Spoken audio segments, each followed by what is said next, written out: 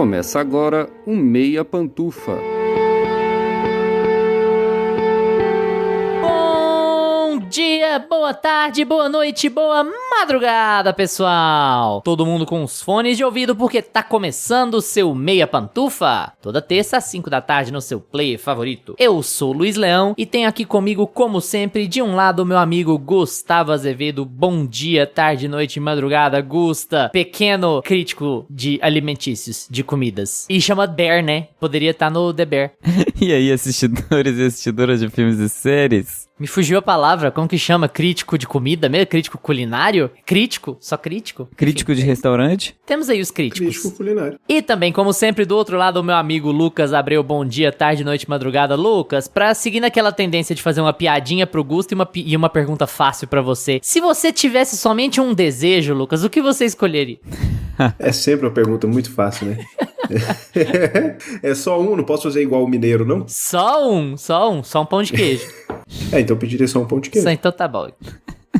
A maior obsessão de 2026 até o momento vem do diretor Curry Barker. Obsessão, para além de um sucesso, é mais uma daquelas histórias que fazem a gente continuar acreditando no poder do cinema. Com um orçamento pequeno, o filme se tornou uma das maiores bilheterias originais dos últimos tempos e virou assunto em todo lugar. Mas será que essa história sobre um desejo que deu muito errado é boa mesmo? O que a gente achou de Obsessão? E por que o filme tá fazendo tanto sucesso com o público e se tornando sério candidato ao melhor filme de terror do ano? Mas antes do episódio começar, segue o Meia Pantufa nas plataformas que você ouve. Com apenas um clique você vai ser o primeiro a saber dos novos episódios e isso ajuda demais o podcast a continuar crescendo. E outra coisa importante demais é avaliar. Dá 5 estrelas no feed do Meia Pantufa no Spotify, curtir o episódio no YouTube e fazer o mesmo nas outras plataformas é essencial para a distribuição do podcast. A gente tá pertinho da marca das 100 avaliações e você pode contribuir. E a gente tá também no Substack, então segue o Meia Pantufa lá pra receber conteúdo escrito toda semana. Seja ele uma expansão do debate do episódio, algum assunto mais quente do momento, ou uma crítica de filme que não chegou a virar episódio. Já tá aqui e concordou com alguma coisa, discordou de algo ou quer só participar? Comenta aí, porque esses comentários não só são muito legais pra gente conversar com vocês, como eles aumentam a relevância do podcast como um todo. Vai aí nos comentários e comenta assim: eu amo vocês muito, muito, muito, muito, muito, muito mesmo. A gente vai ficar feliz. Ou não, no caso não vai ficar feliz. Se vocês falarem desse jeito, vai ser um pouco difícil. Bom, chegou a hora! Hoje é dia de obsessão no Meia Opinião.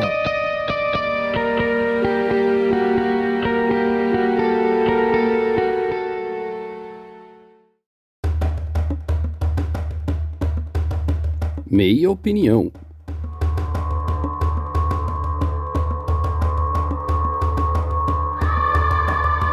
Finalmente, hein, meus amigos? O que será que aconteceu de semana passada pra cá que a gente finalmente conseguiu falar de obsessão, hein? Deixa aí um mistério no ar pras pessoas do que aconteceu de semana passada pra cá. O Barker deve ter colocado no YouTube.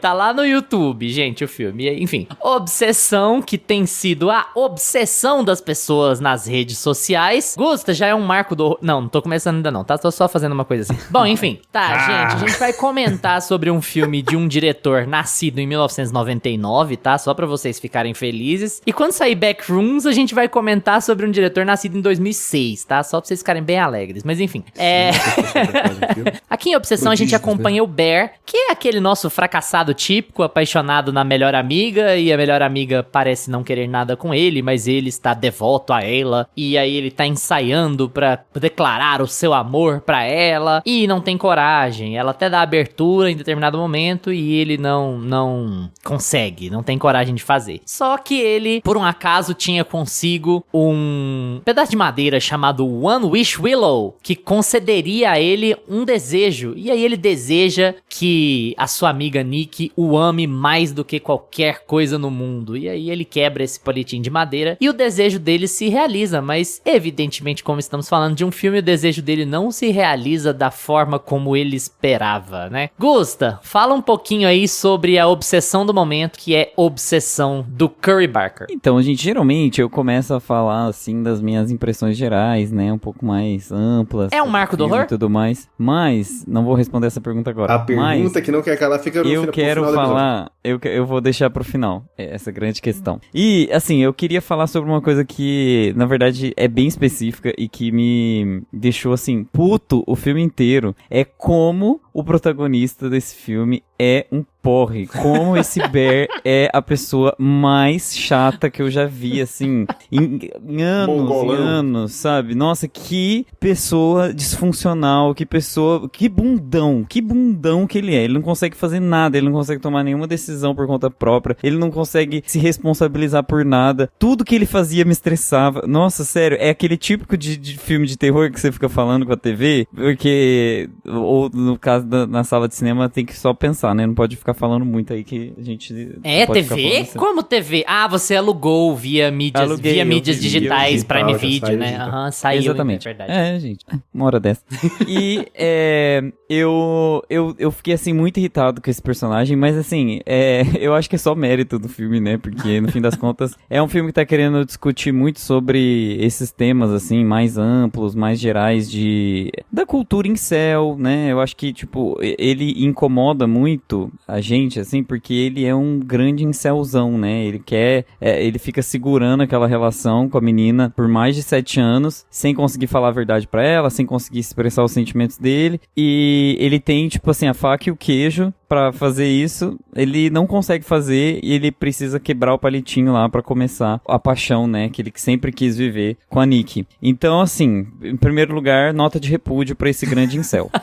Segundo lugar, por que que Obsessão é tão bom e por que que Obsessão, já adiantando, né, eu adorei o filme, por que que Obsessão, eu acho que pegou grande parte do público que foi assistir. Gente, é um filme tão simples, é uma história tão simples, é uma forma tão trivial de contar uma história, uma forma tão, sabe, natural e compacta e direta ao ponto, afiada. Ele é um filme que ele não fica correndo pela tangente, ele não fica se explicando demais, ele é um filme que se basta nele próprio, então o lore dele, assim, o background, o que tem por trás daquela história, não importa muito, sabe, não é aquele filme que fica tentando explorar outras temáticas de bruxaria, de feitiçaria, de vai pra lá e vai pra cá, e por que é que isso tá acontecendo, e por que o demônio tá ali dentro da menina, por que ela tá... Não tem isso, sabe, é um filme que simplesmente apresenta o conflito, ele explora esse conflito e ele finaliza esse conflito de uma maneira, assim, extremamente afiada. Eu gosto muito disso nele, eu acho que foi o que tornou o filme um sucesso, de verdade. E, em terceiro lugar, eu acho que as referências que esse filme tem, elas são, assim, muito fortes, né? Eu acho que uma das maiores referências é o Exorcista. Eu acho que tem várias cenas, assim, praticamente copy and paste, e funciona muito bem pra você entender o que ele tá querendo dizer. Ele tá querendo dizer que aquilo ali é um filme sobre possessão demoníaca, simples e puramente de possessão demoníaca, e que você não precisa entender muito mais do que aquilo, sabe? Você só precisa temer aquele grande mal, aquela maldição, e esperar pelo que o melhor aconteça, né? Já sabendo que muito possivelmente não vai acontecer o melhor no final dessa história. E, assim, senti também várias outras referências. Ele tem... O filme é muito gore, né? Então tem muita referência de grandes clássicos, o Massacre da Serra Elétrica. Eu acho que também, pela presença de um gato, eu acho que me lembrou muito Cemitério, né? Do Stephen King, da história original do Stephen King. Me lembrou muito essa questão de reviver os mortos e... Não reviver os mortos, porque não tem muito essa coisa de reviver no filme, né? Mas essa questão de uma outra persona, de uma outra personalidade assumindo aquele corpo de uma forma mais estranha, obscura, e não necessariamente, tipo assim, só o demônio ali dentro gritando, berrando, urrando, subindo na parede, né? Tem essa coisa meio da possessão tentando fazer aquele autocontrole do próprio corpo, né? Que também tá muito em Exorcista. Então eu acho que, assim, eu gostei muito das referências, gostei muito de como ele explora o filme. Eu acho que o filme tem uma identidade também que é muito própria dele. Eu vou deixar com vocês a questão dele ser um youtuber e da estética do youtuber, vou passar um pouco a bola pra vocês, mas isso me deixou bastante feliz, assim, de ver que tem uma autoralidade ali por trás, sabe? É uma estética mais pobre, e porque o filme teve, sei lá, 700 mil, 1 milhão de orçamento, é um filme de baixíssimo orçamento, tipo, pra quem acha que 1 milhão é muito dinheiro, 1 milhão não faz, tipo, sei lá, metade de um Sinners, sabe? Tipo um filme de terror. Sabe? Jurei que você ia falar que 1 milhão não fazia nem a introdução de Dark Horse. Não faz também. Então, assim, é um filme muito barato e ao mesmo tempo é um filme muito bem feito, muito bem produzido. Dá pra sentir que ele é um filme muito bem controlado, porque a luz é sempre a mesma, a estética é sempre muito parecida de uma cena com a outra, não tem muita, sabe, o filme não é aquele filme disfuncional que muda e altera muito a estética. Eu acho que em todos os sentidos, assim, o filme consegue entregar, e com as limitações que ele tem, o filme consegue entregar um produto no final muito bom. Então, adorei. Também estou obcecado por Obsessão. É isso, tô como a Mariah Carey, né? Why you're so obsessed with me. Ou seja, Lucas, é um marco do horror, né, Lucas? Eu acho que hoje finalmente a gente chegou, hein? Finalmente a gente encontrou o verdadeiro marco do horror depois do finado Talk to Me, né? Ninguém nem lembra. Enfim. Claro que lembra! Gustavo Azevedo lembra desse filme. Se mais alguém lembrar, comenta aí com a gente. Como que é a capa do filme? O que é que tem no filme de importante? A mãozinha, família Addams. A mãozinha, exato. Estética ali, ó. Superou tudo. Um grande marco. Gente, eu tava ansiosíssimo pra assistir esse filme, cara. Ele nunca chegava aqui na minha cidade, não passou no cinema. Passou assim, mano, dublado, e eu falei, sinto muito, não vou estar indo. E aí a gente tá enrolando pra gravar esse filme, tô tentando ver ele, tem muito tempo. Lançou nas plataformas digitais aí agora, né? E a gente conseguiu assistir. Exatamente, cara, pagou R$21,90 pra assistir. Exatamente. Às vezes não, mas que tá nas plataformas digitais já tá. E, cara, eu tava muito ansioso pra ver esse filme de verdade, porque, né, ele teve toda essa repercussão que teve, todo esse sucesso, tanto de público, de crítica e financeiro, né, a bilheteria, o dinheiro que esse filme fez, contando que ele foi feito com um orçamento baixíssimo, assim, é uma coisa que passou a Sinners já, né, como o maior sucesso do gênero, né? Eu ouvi alguma coisa do também tipo empatado, mesmo. vai, tipo assim, 370, 380 a expectativa de bilheteria dos dois. Eu acho que eu li uma matéria sobre isso, mas enfim. Mas então, ele tá próximo.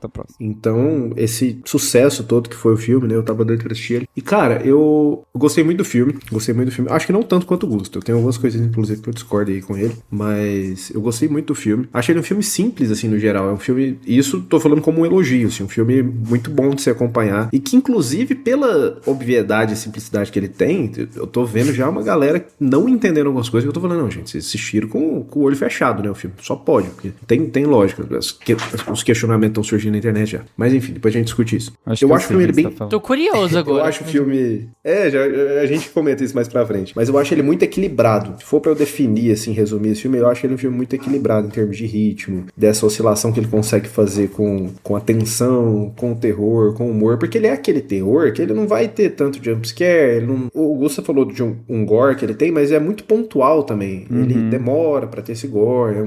Vamos dizer que a gente tem 2 ceninhas ali mais rápidas que tem mais gore, assim. E, enfim, ele não é um filme de susto, né? De ficar ali cheio de jumpscare ou de ficar te aterrorizando o tempo todo. Ele vai muito mais na vibe Corra, eu diria, né? Que é essa vibe mais de criar tensão, de ir escalonando essa tensão, de você não entender direito o que tá acontecendo. Às vezes você até tá entendendo, né? Mas não tintim por tintim. E o suficiente pra você conseguir acompanhar o filme. E eu acho que isso ele faz muito bem. Esse equilíbrio entre como as coisas vão acontecendo, como as situações vão acontecendo ali pro casal de protagonistas, né? Como as coisas vão escalonando. O ritmo do filme eu acho muito amarradinho, assim, sabe? Muito bem estruturado, do começo ao fim. E até vi algumas pessoas comentando que acharam meio repetitivo o meio ali do filme, das situações que vão acontecendo. Eu não tive essa sensação. Eu achei que ele manda bem nisso. E a gente consegue, porque, né, a gente tá falando de uma situação ali que acontece, a pessoa tá obcecada na outra, né? E isso vai tomando uma proporção completamente fora do normal. Então a gente começa a ver umas situações muito bizarras acontecendo dentro do relacionamento deles. E eu acho que isso vai escalonando na medida certa, sabe? Acontece uma coisa aqui, depois aquilo ali vai ficando maior, depois acontece uma coisa muito bizarra, depois começa a acontecer coisas em público. Então, assim, eu acho que o Curry Barker, ele manda muito bem nisso, nesse equilíbrio e como a narrativa vai escalonando ali, em termos das situações. E essa coisa do equilíbrio do humor com a tensão, ação, com horror, eu acho muito, muito bem feito aqui no filme, porque ele não tem aquele humor, assim, de ficar inserindo piadas. É muito situacional e é muito, assim, é muito bem encaixado no filme, sabe? Porque é uma coisa de, tipo, tem um momento tenso e aí é engraçado pela forma que a personagem reage, pelas situações que vão acontecendo, sabe? Você fala, puta que pariu, que você começa a rir de nervoso, começa a rir de tão bizarra que é a situação, ao mesmo tempo que é assustadora. Aconteceu isso comigo em várias cenas, assim, no filme, que eu gargalhei e falei, caralho, mano, que situação bizarra. É o famoso rindo de nervoso. Rindo de nervoso. E então eu acho que isso funciona muito bem no filme. No fim das contas, por ser uma... Acho que o Gusto falou isso também, né? Que é uma narrativa simples, é uma coisa mais óbvia ali. Eu acho que no fim a gente tem um filme bem divertido, que todo mundo vai conseguir entender, que todo mundo vai conseguir se entreter, não é aquele filme eu acho que não tem nem o gore excessivo, nem o susto pelo susto. Eu acho que ele tem esse equilíbrio. Tem algumas cenas ali... Eu não fiz esse paralelo com o Exorcista, até porque eu assisti o Exorcista uma vez, tem tempo. Tem a cena dela mijando. Tem o gorfo também, né? O gorfo, lá no final ela gorfa na cara. É dessa do final sim, mas essa do mijando eu não lembro não do Exorcista. Mas, enfim. Eu gosto de vários planos que tem aqui no filme. A gente tem uma cena ali que ele tá na porta, que o Bear tá lá no carro, na porta da casa dela, e ela vai entrar, de repente ela corta e ela tá ali, parada ali na frente. A gente tem a cena de que eles estão dormindo e ele acorda. A gente tem vários planos ali que tem no filme, assim, onde a gente tem muita sombra, né? Muito escuro e precisa de uma luzinha pontual. Eu acho que funciona muito. Mas, no geral,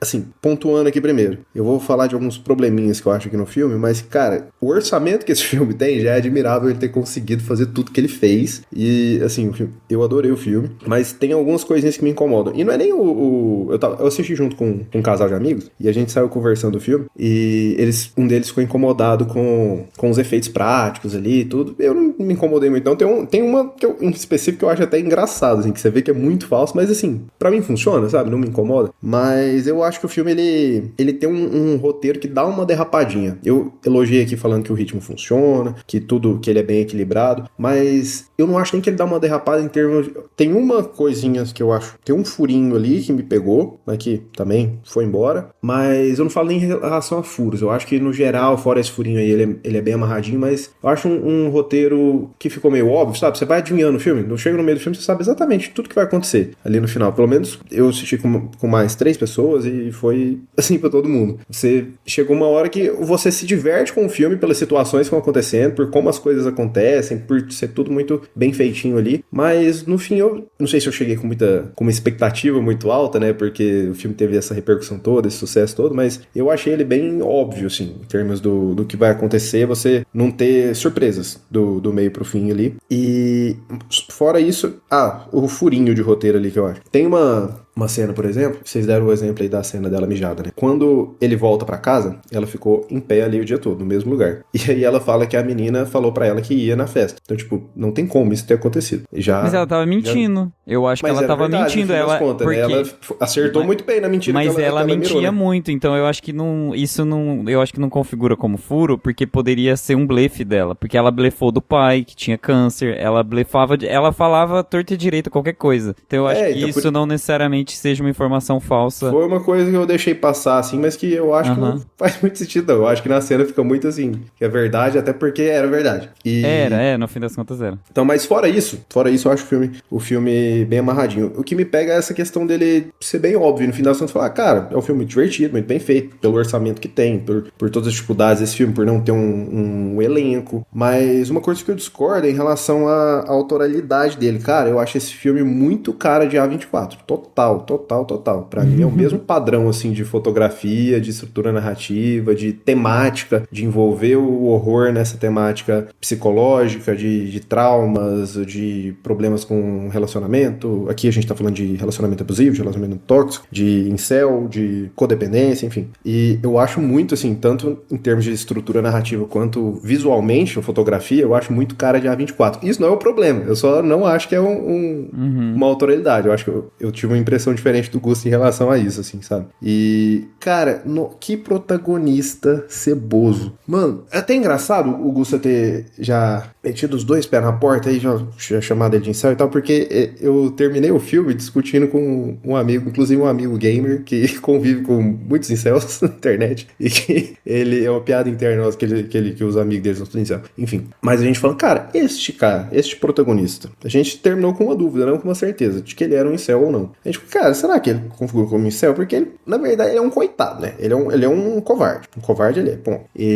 Tudo que ele se propõe a fazer, do início ao fim do filme, ele não tem coragem de fazer nada. Ele é literalmente um incel, Lucas. Ele quer transar e não consegue, e aí por isso ele força ela a isso. Então, mas eu acho que ele vai na vibe mais assim de... Ele não é um cara cheio de ódio, ele não é um cara que é misógino, celibatário ele é um cara apaixonadinho ali. Celibatário involuntário. Não, ao pé da letra, tudo bem, mas eu falo assim, em relação ao que é o movimento incel, que esses caras são e fazem, sabe? No sentido literal da palavra, ele é um cabação. A gente discutiu muito sobre isso aqui, a Carla e eu também, porque... Mas ele só não se enquadraria nesse contexto porque ele consegue o sim dele, né? A ideia é, se ela tivesse recusado ele, se ela tivesse tido a oportunidade de recusar ele, o que não é o caso, ele muito provavelmente seria um tipo que se radicalizaria, entende? Mas ele seria muito provavelmente o tipo que se radicalizaria. A gente pode falar um pouco mais sobre isso. A amiga tava doida pra pegar ele. E, então, assim, eu acho que a gente começa o filme ali, eu acho que ele é um personagem que... Inclusive, eu acho isso um mérito do filme, porque, pelo menos comigo e com a turma que assistiu, a gente começou se afeiçoando com ele. A gente começou gostando dele, comecei achando ele meio nojento, assim, porque é uma coisa que me incomoda um pouco em filme. Você pega um ator bonito e quer enfeiar ele. E aí você deixa ele com o cabelo bagunçado, sem lavar. Cara, ninguém anda assim na rua, você me desculpa. Todo mundo, pelo menos, passa a mão no cabelo pra tirar do olho. Não é possível, não tem lógica. Então, assim, é meio... Eu adoro quando o Lucas pega umas birrinhas, sabe? Ele pega umas cisminhas nada a ver. Assim. É a cisma com a menina ter convidado, é a cisma com o cabelo do cara lá do prédio pronto. Mas isso é uma coisa que sempre me incomodou. Isso é uma coisa que sempre me incomodou em filme. Tipo, lá em Clube da Luta, o Edward Norton é um incel, é um doido varrido. Ele é o cara que ele acorda cedo, penteia o próprio cabelo e sai pra rua. Não é? As pessoas não fazem assim, gente. Não é assim. E aí você pega um cara e fala, não, vou pôr um cara mais bonitinho aqui, mas eu vou ter que dar uma enfeiada nele, né? Enfim, mas ele tem aquele asco, né, de falar, cara, vai tomar um banho, né? Ele tem um cara de CC. Sabe aquela pessoa que você bate o olho e fala assim, essa pessoa tem CC. Ele me passa essa vibe, assim, no começo do filme, porém, eu me afeiçou com ele ali no começo, assim. Ele é um protagonista, eu quero conversar com a menina, como é que eu faço? E o amigo dele, cuzão pra caralho, aquele amigo também, né? O amigo dele ali tentando dar umas dicas e beleza. E ele tentando se declarar pra menina. Chega o momento que ele tenta falar com ela pra frente, aí é que já desanda. E você já entende o que rola na cabeça dele. Você fala, não, esse cara não tem como. Ele não tem salvação pra ele, realmente. Mas eu acho que a gente até trouxe isso aqui porque eu achei interessante. A gente tava tendo essa discussão se ele era um incel ou não, justamente porque ele tem mais essa vibe de ser um coitado, de ser um covardão, um cara que não tem coragem de fazer nada na vida dele, de tomar as próprias rédeas, de tomar decisão. Sim, não consegue transar com ninguém por conta disso também, mas dele ser um cara retratado no filme como um cara do bem ali, que ele só tem dificuldades pra se relacionar, mas não é o cara que ele tem raiva das mulheres, não é um cara que é misógino. Aí a gente chega no meio do filme, no meio pra frente, depois que ele tá dentro daquela relação, eu acho que tem muita coisa que a gente pode discutir aqui, depois que o Luiz falar, eu acho que fica melhor da gente falar. Mas, no geral, eu gosto bastante do filme, eu acho que ele tem uns probleminhas pontuais assim, mas que eu acho que se a gente pega todo o contexto que ele foi feito e tudo mais, o filme funciona demais. Esse filme fez um barulho, né, gente? Tá fazendo um barulho, assim, eu acho que ele é aquele típico terror de Shopping Plus, assim, sabe? Ele tem uma pegada eu sei o que vocês fizeram no verão passado, uma coisa muito acessível, muito palatável, filme jovem, elenco bonito, filme jovem, aquela coisa muito simples de entender e tal. E eu gosto do filme e eu acho que o Gusta matou a charada, assim, que o ponto principal dele é, pra mim, simplicidade. Pra mim, o ponto principal dele é ele ser direto, preciso, sem rodeios. O universo é esse, o contexto é esse, vai acontecer isso e pronto, assim. E aí ele ser muito afiado com relação ao que ele quer e ao que ele entrega. Ele é melhor no fato de de ter essas limitações de história. Certamente são limitações vinculadas ao orçamento também. Se eles tivessem mais dinheiro, eles talvez tentassem puxar a conversa pra um outro lado. A falta do dinheiro, nesse caso, ajuda a manter a história mais simples, mais coesa, né? Eu acho que nada como a falta de orçamento pra estimular a criatividade de uma equipe, assim. Sabe, porque a gente pega... Isso é bom, menos quando é no seu trabalho. Tipo assim, quando... Mas quando é no seu trabalho, você não tem dinheiro, você não tem que ser mais criativo? Sim, você não entra fato, mais no modo automático quando não tem? Então, pois é.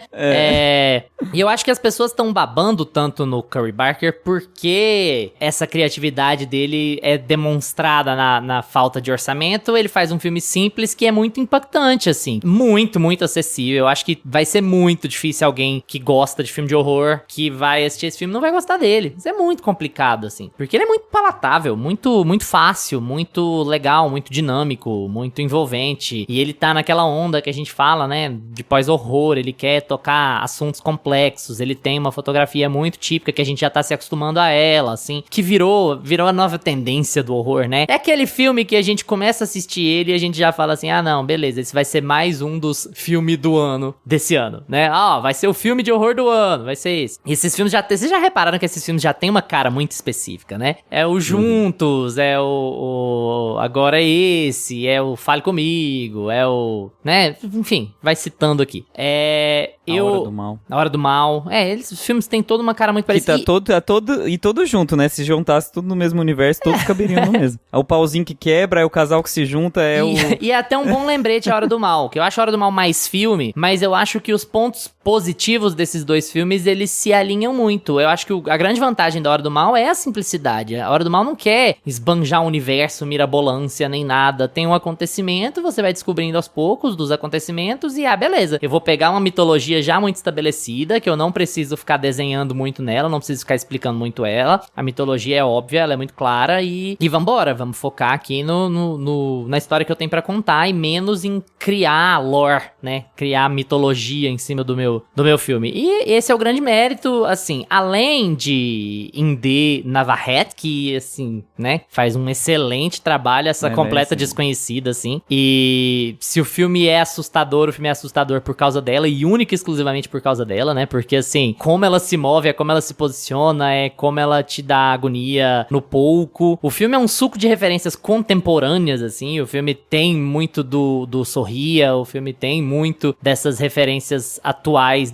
dos contemporâneos deles, como esse que a gente citou, que é Fale Comigo, que é galera também vinda do YouTube, né? Eu acho que, no geral, é um filme muito agradável, muito, muito envolvente, assim. Eu gosto muito dele. A gente vai falar um pouco sobre temas, né? Que a gente vai de novo entrar aqui. É engraçado, porque quem for pegar lá o meu comentário sobre Faça Ela Voltar, vai ver que eu não gostei tanto do filme, porque eu acho que o filme é muito mais tema do que filme. E aqui a gente poderia argumentar isso também, mas eu gosto do resultado final aqui. Eu acho que ele levanta algumas discussões legais e, inclusive, aqui em casa ele quase deu briga, porque a gente entrou também numa discussão sobre quem é esse cara. E olha onde a gente foi aqui, gente. Quem é esse cara? E, tipo assim, aonde que fica a bifurcação entre um incel e uma pessoa normal? Aonde se desenha isso? Quais são os fatores que vão levar alguém a ser assim? E aí a gente desandou a falar de umas coisas do tipo,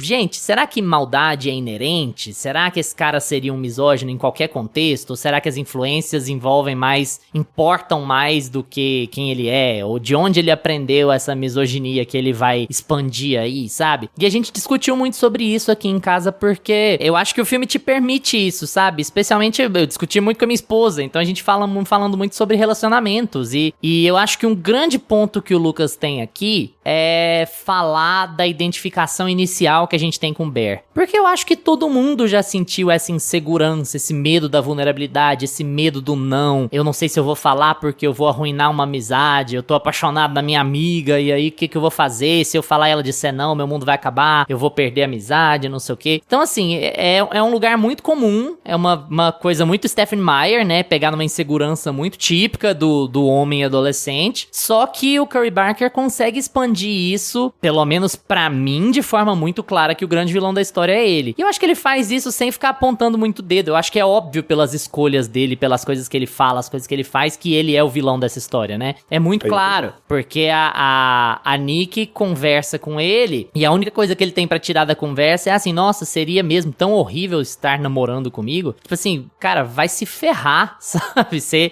já sabe o que ela tá passando, você já entendeu há muito tempo que essa não é a pessoa que você queria namorar, sabe? E que a pessoa que você queria namorar tá sofrendo. Você já entendeu há muito tempo e você continua arrastando isso aí. Então eu acho que o filme é muito capaz em transformar o Bear em vilão sem ficar muito apontando dedos e ficar discurseiro e ficar, olha, o vilão é esse, o vilão é esse. Pra mim é óbvio pelas atitudes. Eu acho que sempre há o risco de uma interpretação errada, porque alguém pode interpretar de má vontade, né? Sempre há esse risco. Mas eu acho que o filme é cuidadoso nesse aspecto, considerando que é um filme muito simples, muito direto. Eu acho que ele é muito claro no abuso dele, né? E que ela realmente tá sofrendo. Eu acho que fica muito claro que ele tá tentando fazer o melhor pra ele, só pra ele, né? E que ele não tá nem aí pra ela, de verdade, assim. Então, um grande misógino, um grande filho da puta. Só que eu acho que também levanta uma outra discussão sobre... Eu acho que o principal ponto, assim, que me deixou reflexivo foi mais ou menos o que o Lucas passou lá com o pessoal com quem ele assistiu.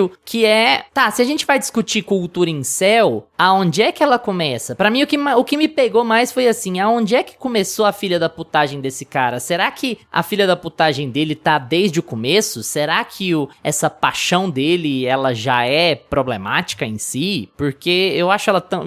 Porque se for, a gente tá fudido, porque todo mundo sente essa insegurança na juventude. Eu acho que o grande problema é que ele é mais velho, né? Ele tem o quê? Uns 20 e poucos ali dentro do contexto do filme. Mas essa insegurança da juventude, ela é muito comum. Então, o que mais me pegou no filme foi menos o filme e mais ficar refletindo com... Aonde bifurca? Aonde é que esse cara vira o cara capaz de fazer o que ele fez com a namorada, sabe? Eu fiquei muito... Eu gostaria que vocês falassem um pouco sobre isso. Acho que a gente vai ficar mais filosófico do que analítico de cinema. Mas eu acho tão complicado porque eu fiquei pensativo sobre o mundo que a gente vive, né? É aonde é que os café com teu pai da vida pegam esse jovem vulnerável e transformam nesse monstro? Qual é o caminho, sabe?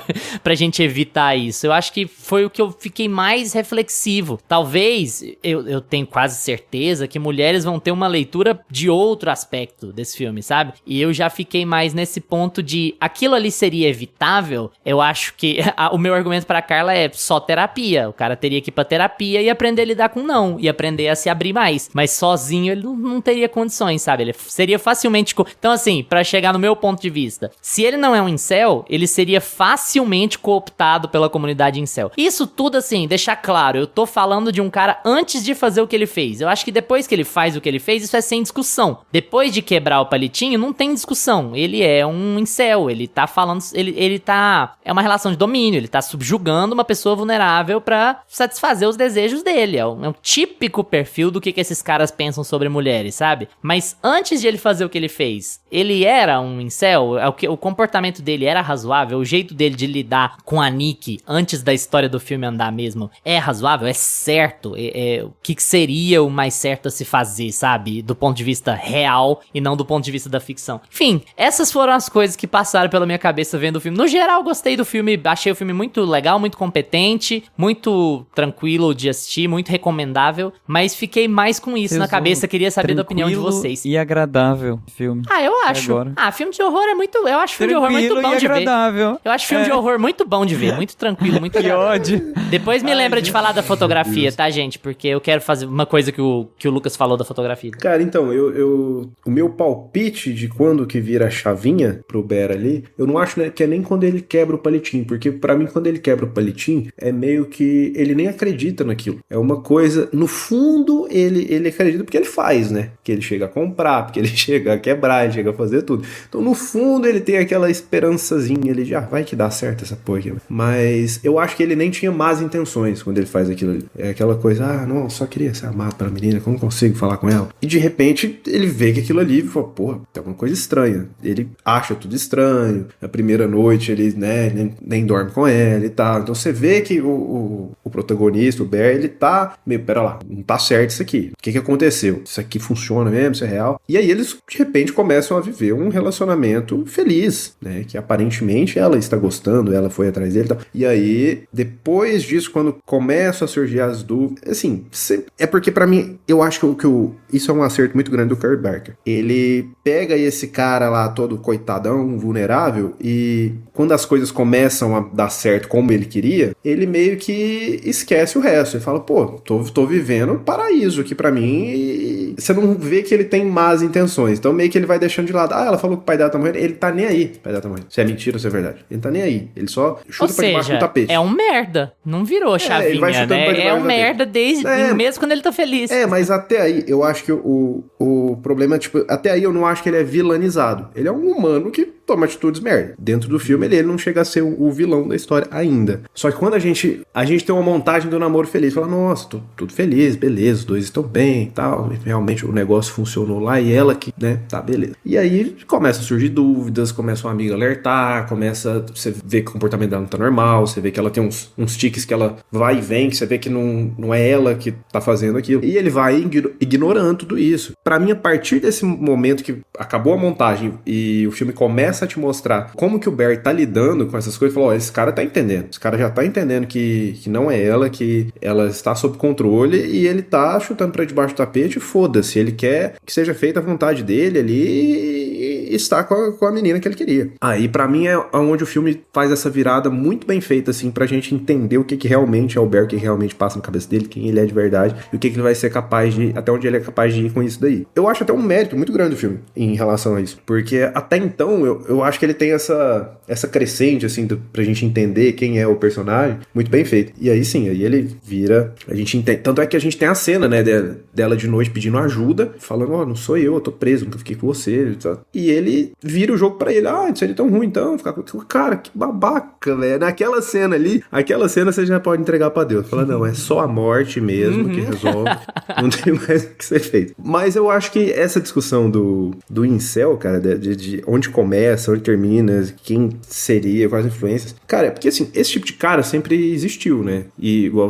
o Luiz mesmo falou, a situação dele no início do filme, muita gente já passou por essa fase e não necessariamente viram incel. Só que, pra onde que vai essa galera, sabe? Hoje, quando o adolescente, ele abre a internet, ele abre uma rede social, ele abre o Reddit, sei lá, que ele vai buscar, que ele vai procurar, assim, né? O que é ser homem, o que é masculinidade, pra que caminho que eu tenho que seguir, como que eu tenho que me comportar. Quando ele vai atrás disso, ele encontra um monte de conteúdo, assim, cara, misógino pra caralho, né? E aí essa galera começa a ir pra esse lado, sabe? E eu acho que tem um problema também, que a gente pode abrir essa discussão também, que eu acho que o próprio julgamento de, tá, beleza, se o cara é um cara que tem dificuldade de falar com os outros, eu já vou sair chamando ele de incel, esse cara de repente vai sair ficando com ódio de tudo mesmo, e vai se revoltar e falar, foda-se. Então, amigo, deixa eu só te interromper, porque é um asterisco assim em cima do que você tá falando. Eu acho que o que me pegou muito é assim, eu acho que a maior parte das pessoas vai ver esse filme e falar assim, pô, cara, larga de ser bunda mole, ela te deu abertura pra falar, que se você tá afim dela, é só você falar. E eu acho que não é tão simples quanto só falar. Eu acho que isso é exigir que as pessoas tenham uma extroversão e uma coragem que nem todas têm. Particularmente quando elas são adolescentes, não é o caso dele, mas assim, particularmente quando elas são mais jovens,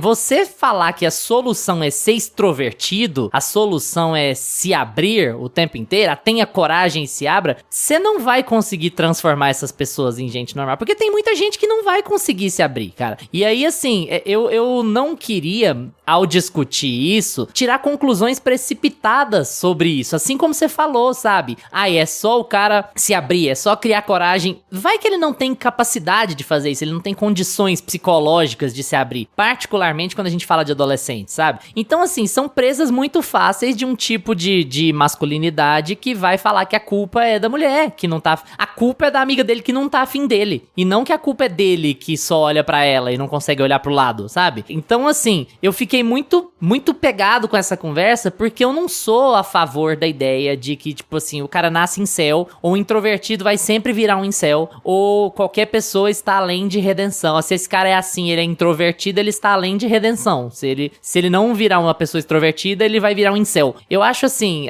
a gente tem que tomar muito cuidado com esse tipo de coisa, porque assim, particularmente nós homens, a gente perde a conversa, a gente perde a discussão quando a gente trata essas pessoas como incapazes de se recuperar. A gente tem que ser capaz de fazer um discurso que, no mínimo, traga de volta. Assim, a gente tem que estar nos nossos ambientes impedindo que os nossos amigos compartilhem conteúdo misógino, impedindo que os nossos amigos, siga café com teu pai, ridicularizando essas porras, sabe? Eu acho que se a gente acreditar numa visão de que um cara introvertido, vulnerável, jovem, ele já tá perdido, a única solução pra ele é se tornar uma pessoa extrovertida, acabou, porque isso não vai acontecer. O cara vai ficar muito mais na internet recebendo conteúdo de autovalidação do que vai procurar ajuda, ou do que vai virar um extrovertido, ou vai simplesmente virar uma pessoa que tem habilidade de falar com qualquer mulher que ele queira na hora que ele quer, sabe? Eu acho que é o jeito errado de lidar com inseguranças, entende? E isso, assim, só pra deixar claro, longe de ser uma defesa do Bear. O Bear é um grandíssimo filho da puta, é um personagem insuportável nesse filme. Tudo que ele faz tá errado. A minha discussão não é sobre o Bear, a minha discussão é sobre o perfil do incel. Tô falando de vida real, sabe? Como é que a gente recupera essas pessoas? Eu tô falando demais já, Gusta. Fala aí suas opiniões. Gente, sério, a discussão foi pra um caminho muito amplo. Eu adorei. Mas assim, eu acho que ele poderia ter simplesmente entendido que ela não amava ele quando ela fala, né? Porque ela falou. Então, assim, eu acho que essa questão de Mas isso ela falou depois, né? Depois do palito. Depois dele que... Não, antes do palito. Eles estão no carro indo pra casa. Não, ela não fala pra ele. Ela não fala pra ele. O que ela vira pra ele e fala assim, você gosta de mim? Porque se você gosta de mim, agora é a hora de falar. Não. Ela fala assim, eles estão conversando de uma forma ampla sobre relacionamentos e sobre futuro e sobre carreira e universidades e não sei o que lá. E ela fala assim, é que no momento eu não sinto nada, amor por ninguém. Eu não me sinto apaixonada, eu não tenho amor por ninguém. Ela fala diferente. Ela fala assim, se eu tô afim... Ela fala que a fulana, a Sarah, né? A Sarah tá afim dele, e ela fala assim, o que você acha, tá? Ele fala, não, ela gosta dela como amiga. Aí ela fala, é muito óbvia, né?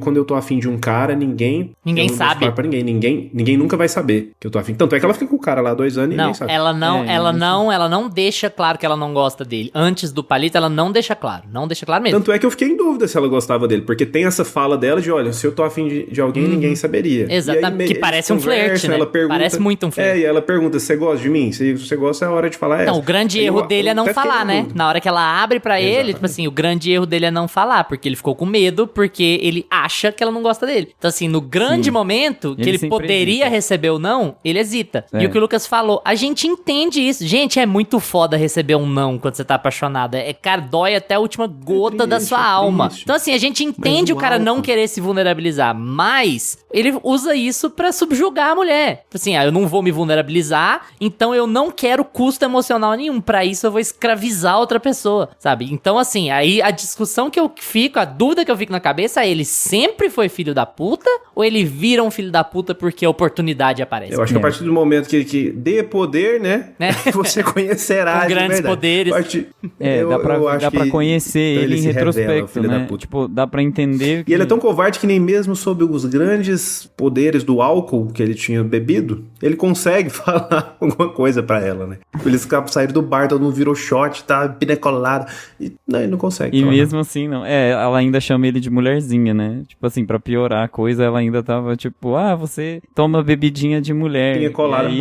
Pra um incel, pra um incel isso é tudo, né? Já acabou com a vida dele. Acabou. Eu acho que é isso. Eu acho que ele não se ele é um tipo de pessoa que não se responsabiliza por nada, e aí ele não se responsabilizaria pelo não dele, né? Então eu sei que é difícil, tem toda essa questão, mas em retrospecto o filme mostra que ele nunca teria conseguido, porque no fim das contas ele é uma pessoa que não se responsabiliza. E aí tem toda essa questão da discussão também sobre depressão, que é muito mais complexa, porque o filme, ele também tem uma coisa meio, assim, Sad é boy, óbvio, né? Que é a minha interpretação bem, tipo, geral, assim, claro, mas tem uma ligação entre a morte do gato no começo do filme com o final do filme, né? A morte do final do filme, que eu não vou falar qual é. Tem uma ligação ali bem estreita de uso de medicamentos, essa coisa de, tipo, sedativos e de como a resolução das coisas, elas podem vir por meio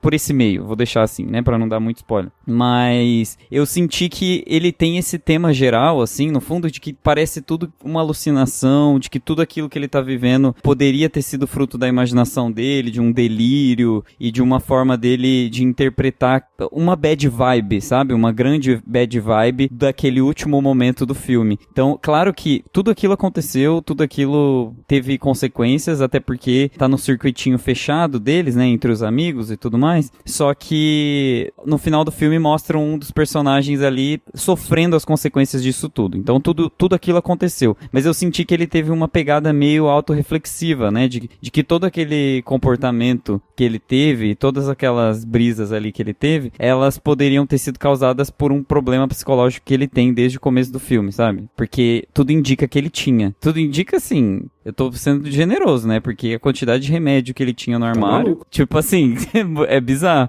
Então, assim, as coisas vão levando pra esse caminho, e aí fica meio... Eu entendo a zona cinzenta que a gente tá falando aqui. É muito difícil responsabilizar só ele, porque ele é só um bundão, mas também, ao mesmo tempo, é muito difícil não colocar a responsabilidade nele, porque, no fim das contas, toda a culpa do filme, todos os acontecimentos são... A responsabilidade é toda dele. A responsabilidade é toda dele. Eu não tô nem discutindo isso, assim. É porque é engraçado, porque eu sei que é uma discussão sobre o filme, mas o que eu fico pensando é nesse perfil de pessoa, entende? Eu fico, não no Bear, mas no perfil de pessoa. Tipo assim, sim. aonde a gente recupera essas pessoas? Eu tô trazendo, eu tô no episódio do Cabra Marcado pra Morrer ainda, gente. Eu tô pensando que é documentário isso aqui.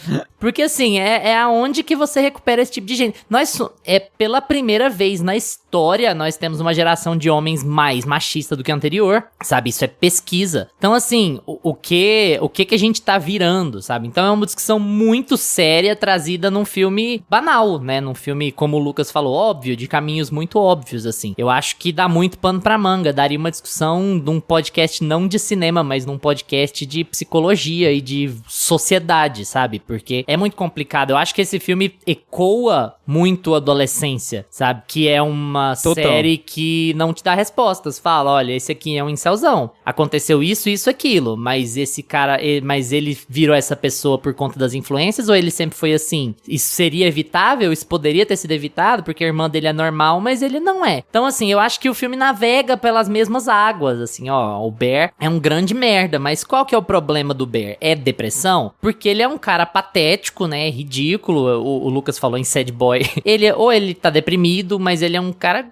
sabe, pra quem ninguém olharia, não a Nick. E ainda assim tem gente que olha, a Sarah tá apaixonada por ele, né? E vai entender por quê. Mas assim, é um grande merda, um grande Zé Ninguém que se vincula à autopiedade pra poder subjugar as outras pessoas. Então, é um pouco do Orson Welles falando do Woody Allen, falando que odiava o Woody Allen porque achava o Woody Allen muito arrogante. E aí o entrevistador falou assim, não, como assim o Woody Allen é arrogante? O Woody Allen é um neurótico. Aí o neurótico é a pior forma de arrogante, porque ele se faz de coitado pra fingir que ele não é o fodão.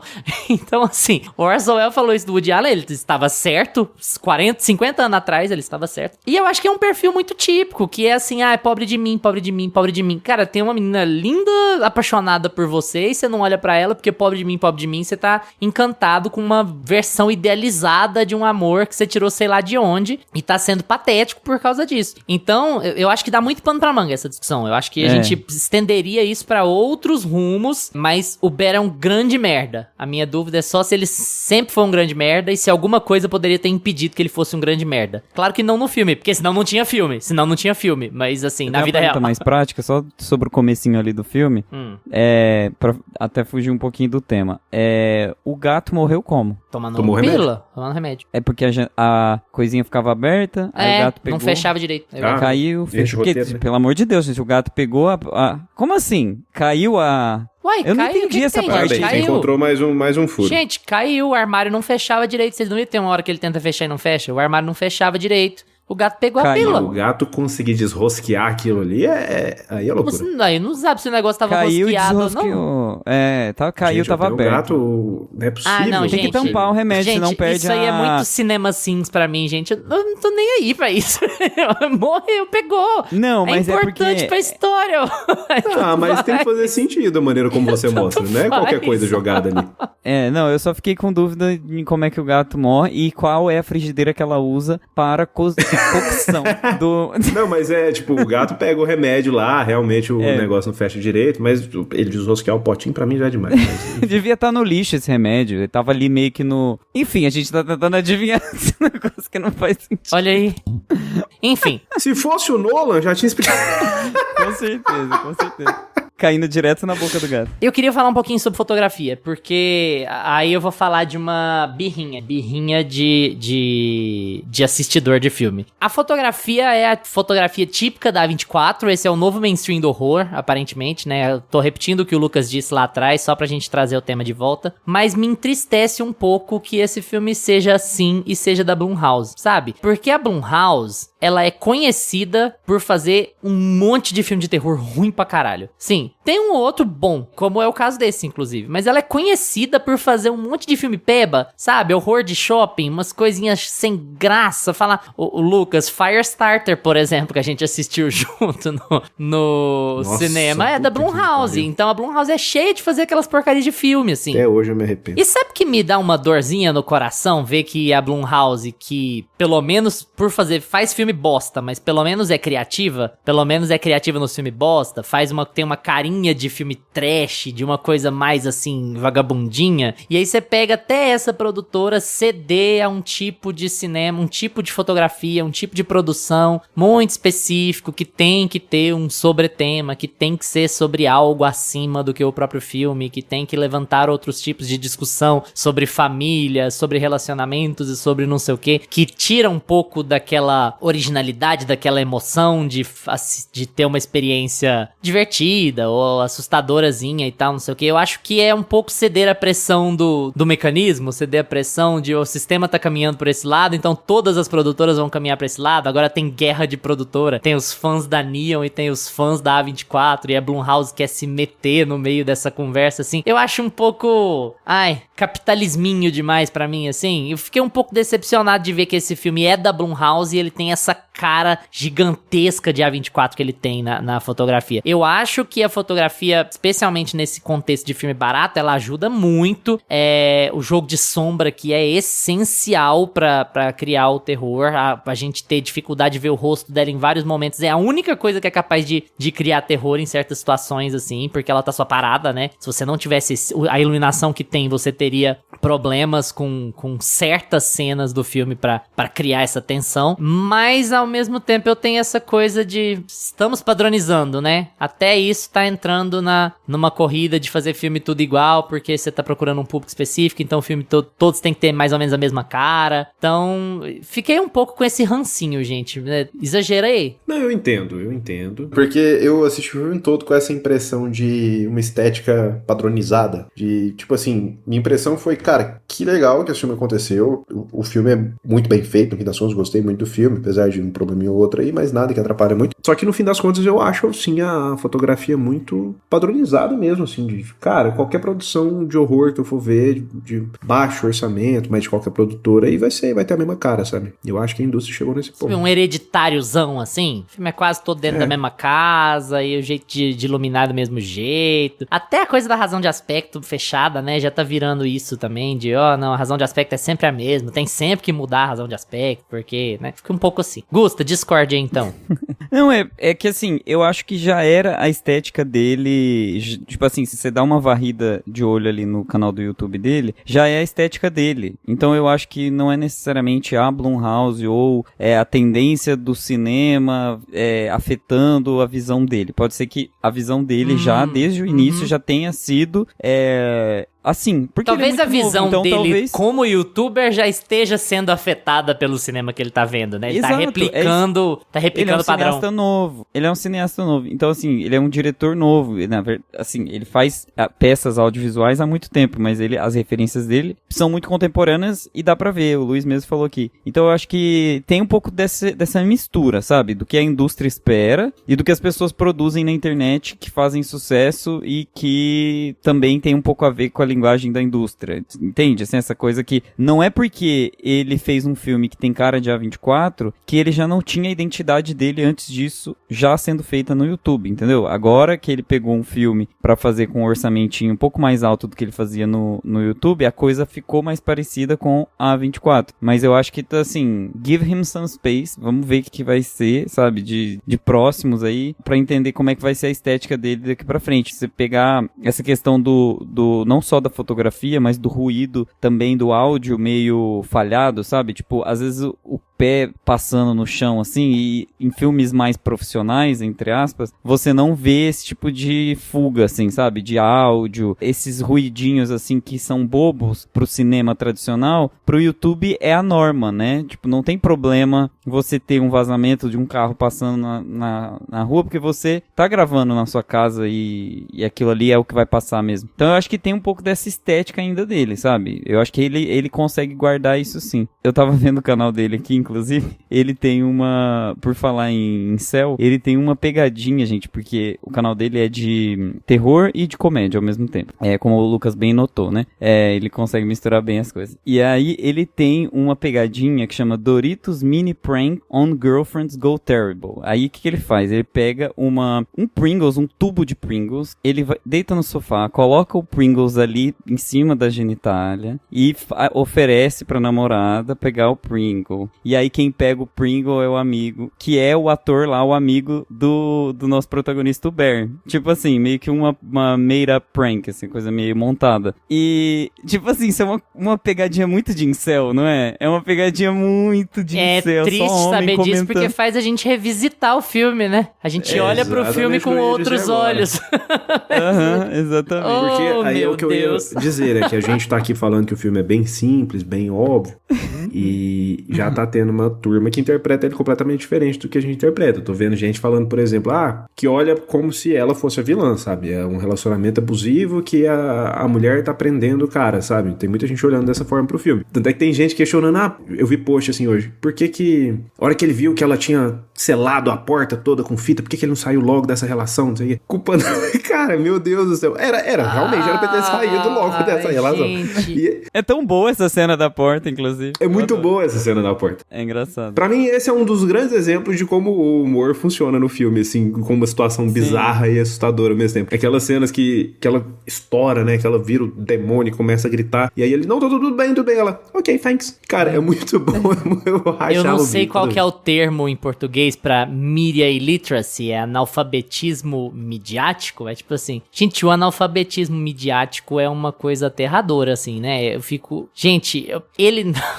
Preocupadíssimo. Vamos lá, né? Ele não saiu daquela relação porque a relação era boa pra ele. Ele tinha ela como prêmio, era tudo que ele sempre sonhou. Não importa se ela era um pouquinho creepy, ele conseguiu o que ele queria namorar ela, ele queria dizer pros outros que ela era namorada dele, ele queria viver um amor com ela pra que os outros soubessem que ele vivia um amor com ela, conquistou a garota dos sonhos dele. Tudo ali é muito conveniente pra ele tenta racionalizar com ela porque ele tenta normalizar a relação deles, porque ele quer ter a relação. Então ele quer fingir que aquela pessoa é uma pessoa normal, em pleno uso das suas faculdades mentais, pra ele poder viver uma versão idealizada do romance, gente. É difícil, né? Mas como eu falei, todo filme que fala de incel, ele vai ter uma leitura incelizada, porque esse é o mundo que a gente vive hoje, né, gente? É complicado. Então é aquela coisa, o autor vai ser responsabilizado, o Scorsese sendo responsabilizado pelo Lobo de Wall Street. Como é que é? O autor tem responsabilidade sobre como as pessoas vão ler a obra dele? Aí, mais uma hora de discussão pra gente falar sobre isso.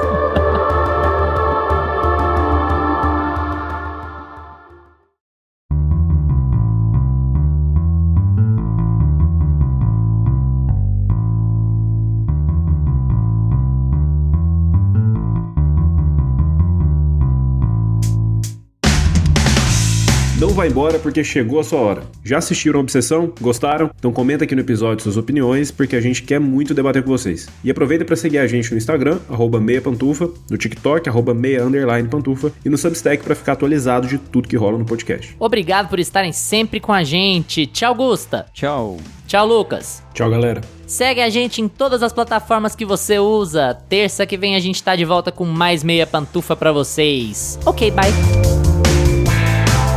Este podcast conta com locuções de Carla Leão e Lucas Meleiro e edição de Luiz Leão.